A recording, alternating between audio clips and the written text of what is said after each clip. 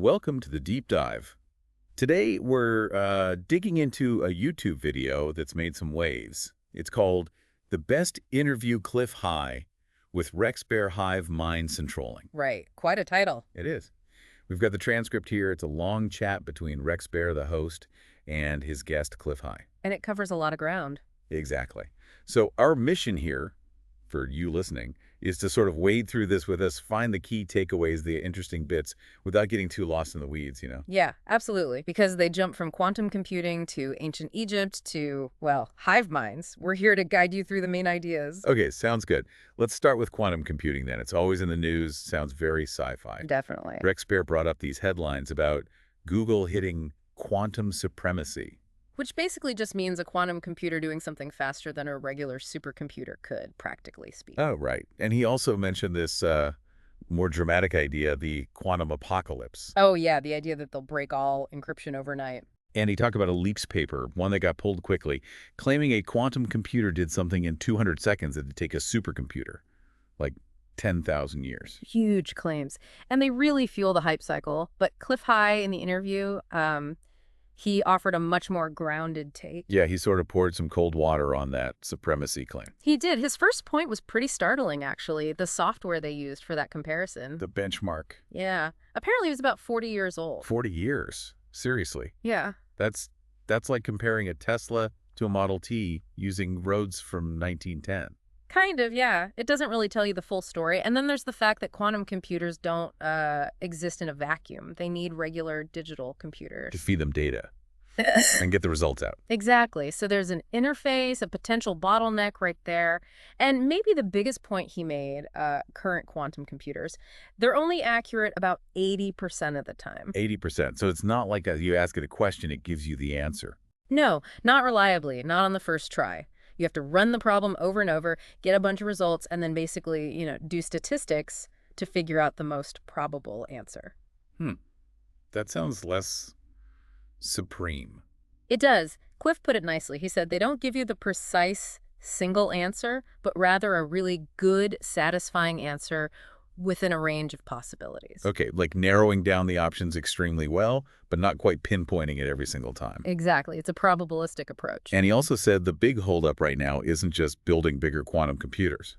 Right. It's the software, developing the programs, the algorithms to actually make use of the unique way of working. That's the real challenge now. So we haven't really figured out how to properly talk to these things yet, in a way. That's a good way to put it. Yeah. Which leads back to the quantum apocalypse idea. Yeah. Cliff reckoned, based on these limitations, the accuracy, the software bottleneck, that kind of scenario is probably, at least 15 years away, if it happens like that at all. 15 years. Okay, bit of breathing room. Yeah. So how do they actually work then? Rex joked about summoning demons. Yeah, Cliff shot that down pretty quick. But he did give these analogies, quantum tunneling and quantum annealing. They're a bit abstract. I'll try. Quantum tunneling. Okay, imagine you throw, every possible number into a huge bucket, just all of them. Okay, chaotic. Very. Then you shoot what he called an energy-limited quantum bullet into the bucket. The idea is it uses its energy, and where it stops the number it lands on, that's your answer.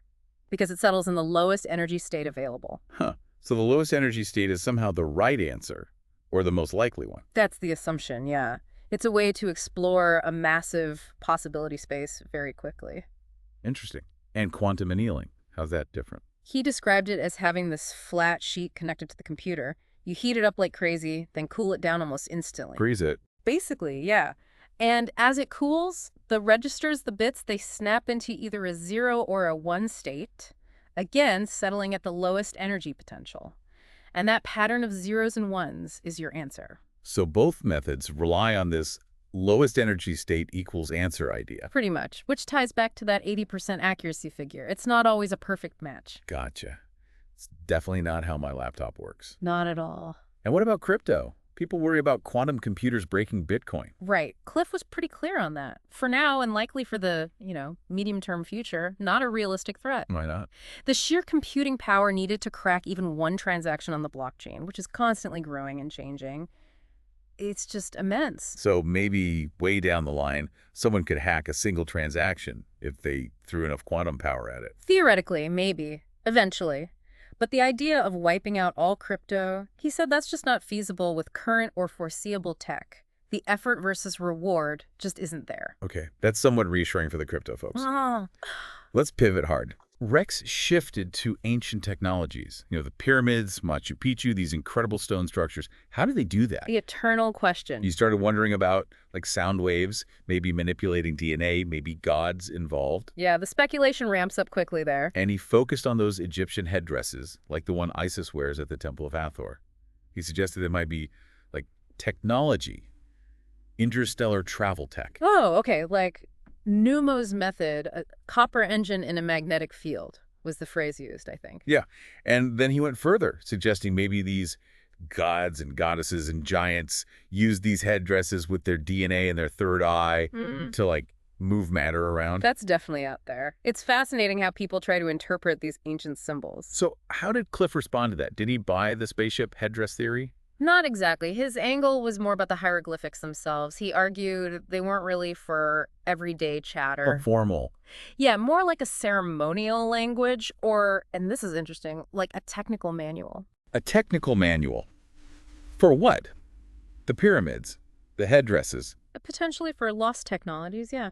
Or instructions for rituals, specific information, not just stories. He also pointed out that, like a lot of ancient writing, it's full of self-aggrandizement, look how great I, the pharaoh, am. Right, propaganda isn't new. Exactly. And he brought up the cargo cult idea. Ah, like when less advanced cultures encounter high tech and build rituals around it, thinking it's magic or divine? Precisely. So maybe the Egyptians encountered tech they didn't fully grasp and represented it symbolically, maybe elevating the possessors to godlike status in their records. So the headdress might symbolize advanced knowledge or power, not literally be a spaceship component. That seems to be more Cliff's interpretation. And then he mentioned the over-chiseling you see on some hieroglyphs. Yeah, where it looks like they carved over older carvings. Right. He suggested that might not just be damage or reuse, but deliberate edits, like annotations, or his term was deprecated code. Like crossing out old information in a manual, updating it. Kind of, yeah. Redacting older knowledge or instructions. He even mentioned some non-Western Egyptologists, people familiar with Sanskrit, for example, also see signs of these redacted meanings, especially in smaller temples. Wow. So ancient knowledge wasn't static. It was potentially edited over time.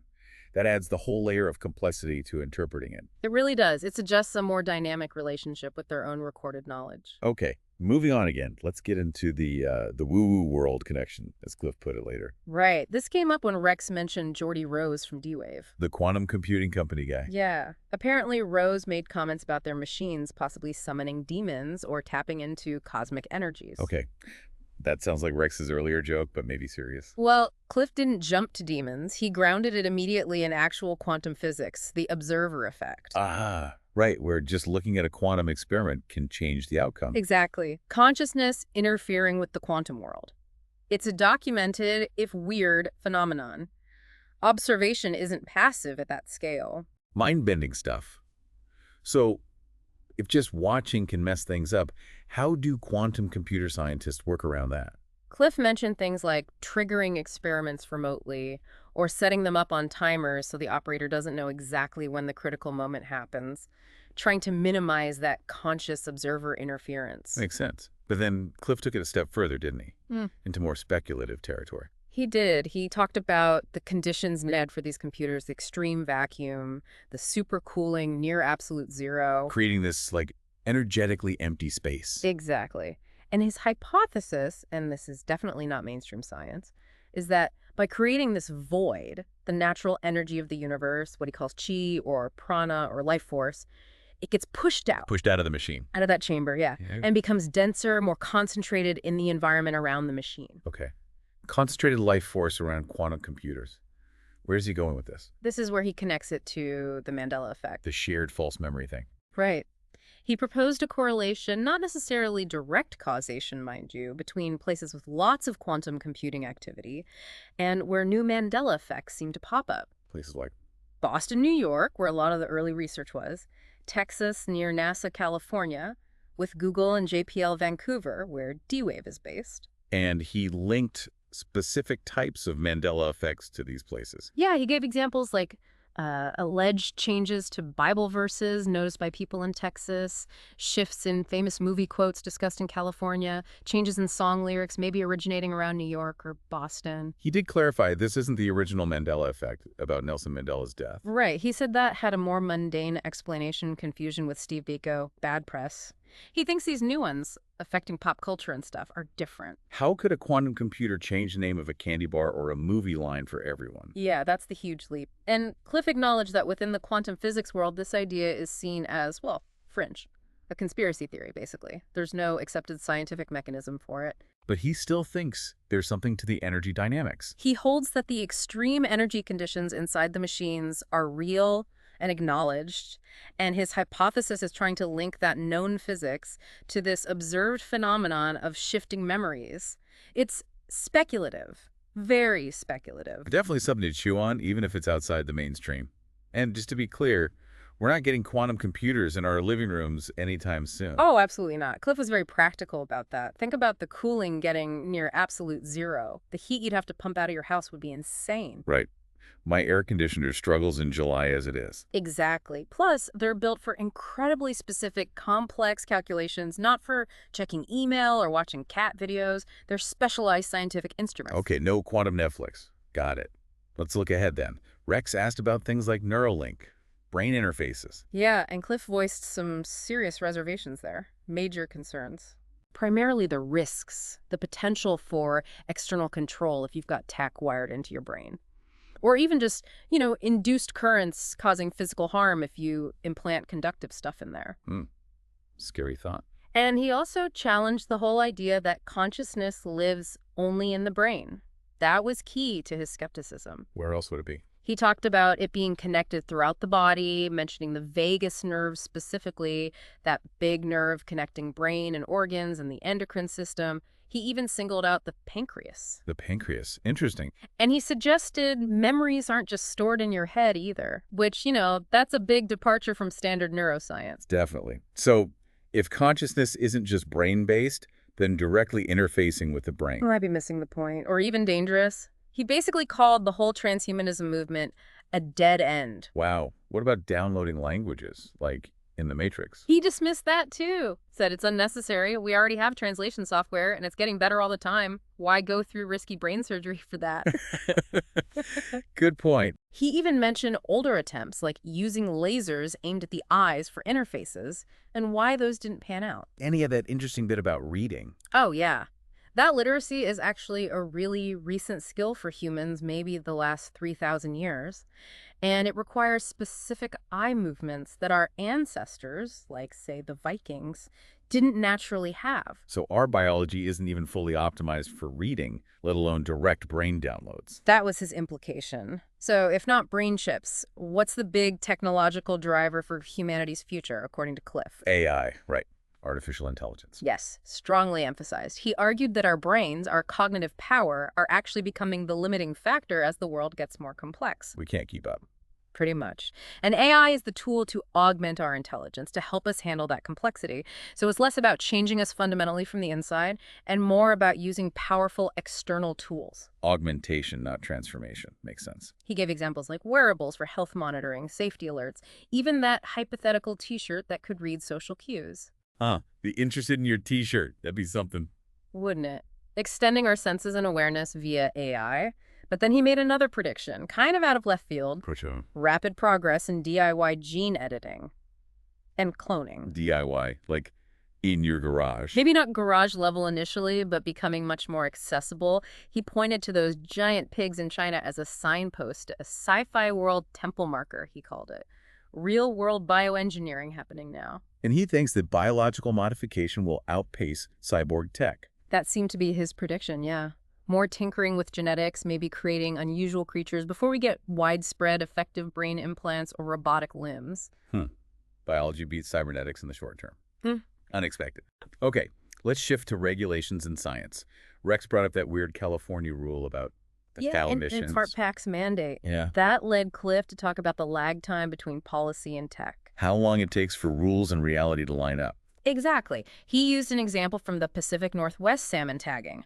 Apparently, there was a rule requiring distinguishing wild from hatchery salmon, but it took something like 12 years to actually develop and implement the tech reliably. 12 years. So governments can mandate things long before the tech actually exists to do them effectively? Often, yes. He also dunked on TV crime shows. Oh, yeah. How so? The whole getting DNA results back in an hour trope.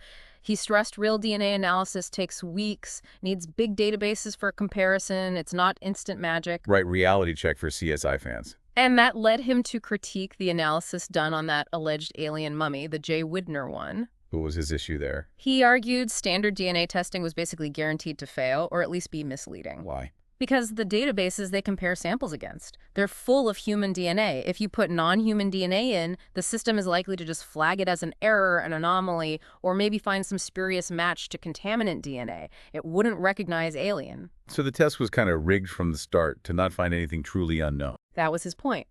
The tool wasn't suited for the potential discovery. He suggested other tests would have been more useful, looking at telomere length, or the structure of the vagus nerve, or cranial nerve X. Things that might show non-human biology even if the DNA sequence was unreadable by current methods. Plus, he questioned how the mummy was obtained in the first place. Yeah, he hinted the chain of custody or the circumstances were tainted, potentially compromising the evidence. It's a good reminder about scientific rigor and using the right tools for the job. Definitely. Okay, now, we're heading into the really deep end of the pool. Uh-oh, hive minds. Hive minds and hybridization. Rex brought up his research on the Anunnaki Sumerian tablets, the King List, maybe going back 200,000 years. Ancient astronauts and long timelines, yeah. Parallels to the Bible. And this idea of a long history of humanity being manipulated. He asked Clif about this ongoing hybridization program and a clandestine invasion they'd apparently discussed before. Right. And Cliff's view had evolved, he said. How so? He now thinks the controllers aren't a single group or entity, but more likely a hive mind. A collective consciousness. Yeah. Like insects. Exactly like insects. He specifically mentioned insectoids, ant-like or mantis-like beings, possibly being at the top of the hierarchy. And his evidence for this is? Abduction reports, primarily, and also his own personal hyperspace experiences. So we're firmly in subjective, non-verifiable territory here. Definitely.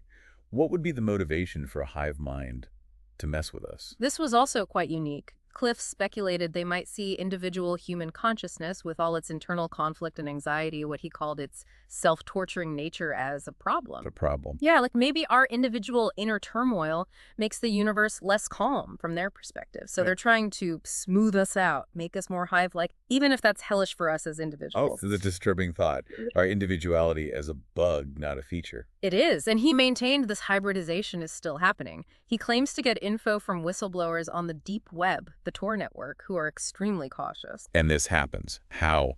Genetically. Before conception, he specified. He believes individuals can't be altered after birth because the soul somehow imprints on the embryo early on. So it's about manipulating the baseline human form before life even begins. That's the idea he presented. He also speculated these insectoids might not have individual souls like we understand them, leading to a fundamental misunderstanding between their hive consciousness and our individual experience, our emotions, hormones, etc. A massive gap in understanding between controller and controlled. Okay. One last bit from the interview. Let's hear it. Rex shared a personal story. He got an email from someone allegedly involved with a website promoting Satanism. Okay. And this person believed ETs were using platforms like that to influence humanity. Then Rex had a really vivid dream right after. How did Cliff react to that? Jump straight to ETs and Satanism? No, actually, he went back to critical thinking, cautioned against immediate conclusions. He suggested things like believing in demonic influence can sometimes be a coping mechanism for trauma. And he was skeptical about aliens needing to build websites. Yeah, if they've been influencing us for millennia, why start using GeoCities now? Right. And websites can be traced, analyzed. Doesn't seem like their usual MO, if you believe the stories. Did he dismiss Rex's experience entirely? Not entirely. He acknowledged the persecution complex that can exist in the woo-woo world, but also said sometimes there are genuine reasons for people to feel paranoid or watched. He also made a useful distinction between people who sincerely believe things, even if they're factually wrong, and outright con artists spreading disinformation for profit or attention. He gave Corey Goode versus Andrew Basiago as examples, suggesting one might be sincere but mistaken, the other perhaps less so. Distinguishing belief from deliberate deception. That's important in these fringe areas. Very. And he ended by stressing the importance of examining your own unusual experiences over time, not necessarily accepting them at face value, but using them to gain self-understanding through critical reflection. Good advice. Okay, wow, that was a journey. So summing up this whole deep dive, Yeah, let's try quantum computing. Powerful, yes, but the hype often outpaces the reality, especially regarding accuracy in software. It's not breaking the world tomorrow. ancient knowledge requires careful interpretation. Hieroglyphs might be more like technical manuals or propaganda than simple stories, maybe even edited over time. Right. Consciousness, still a huge mystery. The observer effect is real science, but connections to the Mandela effect via quantum computer energy fields. That's deep speculation for now. And the future. Cliff sees AI augmentation as more critical than transhumanist brain chips, and maybe DIY gene editing advancing faster than cyborg tech. A future driven by AI partners and maybe biological tinkering, more than direct human-machine fusion. And that whole hive mind, insicatoid hybridization thing, Yeah. that's definitely out there, based on subjective experience and whistleblower claims. A very different and frankly unsettling view of potential external influence. Extremely unsettling. Which brings us maybe to a final thought for our listeners. Go for it. Just consider this. What if? What if individual consciousness, with all its messy, beautiful, painful complexity, is actually seen as a problem, a source of undesirable noise by some other form of intelligence out there? An intelligence that prefers calm, collective uniformity. Perhaps. How would grappling with that possibility change how we see ourselves, our individuality, our place in the grand scheme of things? Definitely something to mull over. Keep thinking critically. Keep exploring these ideas. Thanks for joining us on The Deep Dive.